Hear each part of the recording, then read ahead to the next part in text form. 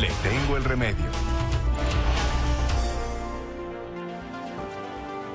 7:37 de la mañana y es hora de hablar en Le Tengo el Remedio sobre el síndrome de Tourette.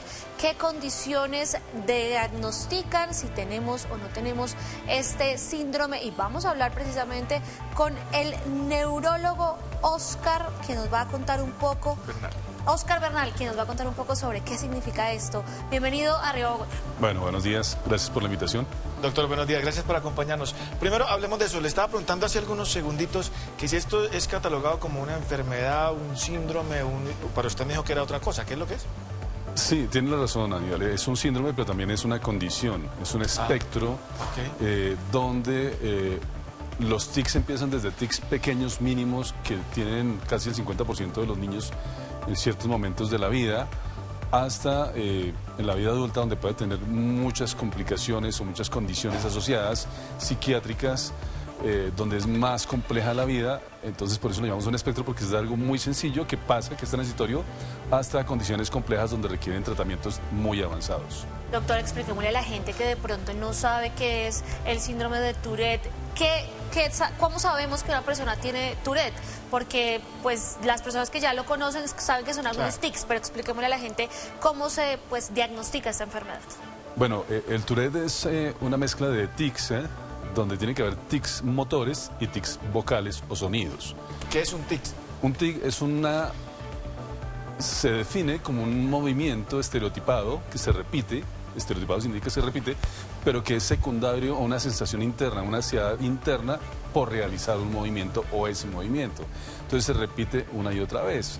Y esa sensación interna lleva a que no solamente tenga el movimiento, sino que cuando va empeorando y cuando va progresando, cuando hay crisis de ansiedad, los movimientos pueden ser mucho más complejos. Entonces puede pasar de un movimiento muy leve, de un parpadeo, a tener movimientos donde el paciente se mueve demasiado y una y otra vez se representa ese movimiento, y eso lleva a que tengan movimientos que a veces la gente no percibe, como por ejemplo estarse moviendo las manos, hacer esto, sacarse las, entre comillas, yucas, que es esto, o a llegar a tener posturas y movimientos bastante complejos que pueden llegar a tener lesiones.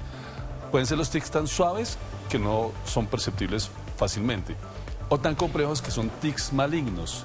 O sea, el movimiento es tan severo y tan complejo que puede tener lesiones cervicales, lesiones de la lengua, lesiones de los dientes, forzados los ojos, etcétera. Entonces, por eso lo llamamos un espectro también, y esos tics pueden ser muy sencillos o muy complejos. O sea, a ver si le entendí cómo. A veces que uno le salta el ojo, dice, ay, me está saltando, no, mira que un tic. No. Ahí no es un tic, es que le saltó, eso no tiene nada que ver. Exactamente. Muy buena la pregunta, porque eso no es un tic. Un tic, eso es una miosimia, lo llamamos, que es una fibrita muscular que se produce usualmente, más del 90% de los casos, por hiperexcitabilidad. Demasiado café, azúcar, bebidas edulcorantes, etcétera, que llevan a que el músculo se mueva, secundario a que el nerviosito está hiperexcitado. Eso es una mioquimia. Hay fibrilaciones que son grupitos de músculos, de fibras musculares. Y hay cuando no es, por ejemplo, que le tiembla un poquito la mano, ese no. Ese tampoco. O ahí depende. No, ese tampoco. Eso ya lo calificamos de temblor, que es otra condición diferente de los movimientos normales. Entonces sí hay que hilar un poquito fino y evitar decirle a todo tic, ¿cierto? Porque eso no es tic, esto es una miosimia, que le brinca que puede ser un movimiento fascicular, una fasciculación, por ejemplo, que tengan el movimiento, hay movimientos que se llaman distónicos o pseudodistónicos, o movimientos como espasmo facial, donde el paciente se mueve porque hay una irritación del nervio, pero eso es estructural, hay una estructura que está irritando el nervio, y la gente dice, llega con el movimiento y dice, es que tengo un tic. No, en realidad no es un tic, es un espasmo facial, y el tratamiento es completamente diferente. Doctor Oscar Bernal, contémosle a la gente desde qué edad se puede diagnosticar el síndrome de Tourette, porque se manifiesta también en niños, pero yo conozco muchos cantantes incluso que ahora actualmente tienen el síndrome de Tourette. ¿Eso también va a quedarse pues por el largo de la vida con uno? Mira, otra pregunta buenísima, porque resulta que los tics empiezan usualmente hacia los 4, 5, 6 años. Y usualmente, si empiezan después de los 15 años, 16 años, uno empieza a dudar de que sean tics. Lo que tú has dicho es muy importante también, porque ahora han aparecido personas, influencers o en medios, en las tics, con tics. Okay. Entonces dicen, no, es que me empezaron los tics a los 25 años. Realmente a uno le queda la duda de que empiezan a los 25 años. Si son tics primarios, usualmente empiezan a esa edad. Y lo segundo es que cuando empiezan tardíamente secundario a alguna situación, consumo, alguna situación diferente, pero no es un tic primario y no es un Tourette primario, sino ya sería un turetismo que sería secundario a otra situación.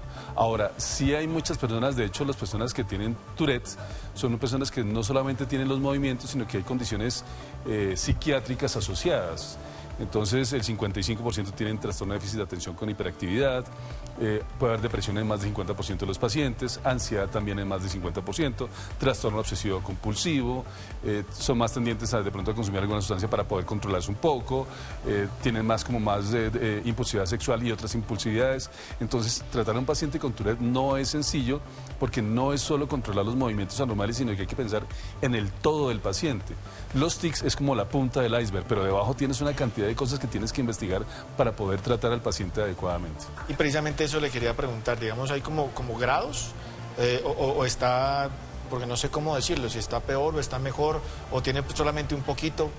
Sí, hay 10 escalas que aplicamos y esas escalas las graduamos de acuerdo a la severidad, el tiempo de presentación, qué músculos están involucrados, si hay malignidad o no hay malignidad, qué otros síntomas tiene, si tiene depresión, ansiedad, TOC, etcétera. Entonces eso nos da unas pautas para empezar a tratar al paciente de acuerdo a lo que encontramos y miramos la respuesta de acuerdo a cómo vamos el tratamiento, porque no todos responden igual al tratamiento. Voy a ponerle una analogía. Si hay pacientes con hipertensión que no responden a una medicación ni a 2 ni a 3 y hay que cambiarla, etcétera, en los tics es lo mismo. Entonces tenemos que mirar cuál es la mejor medicación para el paciente de acuerdo a los síntomas que tenga el paciente. Y con lo que usted dice de las escalas, de pronto hay alguien en la casa que tiene una escala muy menor. ¿En qué momento acudir al médico? Porque de pronto van a tender a normalizar este tipo de defectos, de tics que tiene el cuerpo. Bueno, los tics son de origen cerebral y es secundario, como te digo, usualmente de ansiedad. Si te presenta un tic, no, tiene que haber algo antes. Y lo segundo es que depende mucho de la discapacidad o impacto que tiene la condición o ese síndrome sobre la vida del paciente, no solamente sobre eso, la familia, sino la función, el trabajo, el desarrollo académico, el desarrollo mental. Porque si tenemos un paciente que tiene tics, pero resulta que tiene un trastorno obsesivo compulsivo terrible, donde los pensamientos todo el tiempo lo están dominando y donde no puede controlar nada, pues los tics puede que sean más bien una escapatoria a eso que tiene por dentro.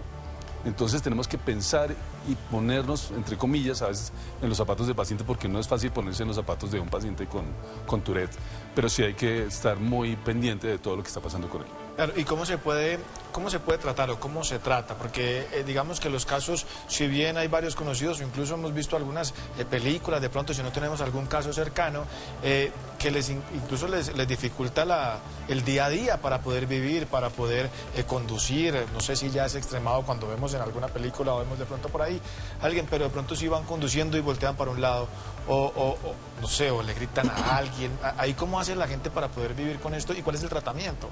Bueno, los tics se tratan de acuerdo, como te dije, a lo que está en el fondo. Primero hay que ir al fondo para ir desarrollando lo que hay allá, para poder saber realmente a qué nos estamos enfrentando. Lo segundo es que si hay crisis de tics, porque lo acabas de decir, pueden haber momentos con crisis, el paciente no se puede controlar, tiene que parar, tiene que a veces dejar de trabajar, tiene que capacitarse, eso puede pasar.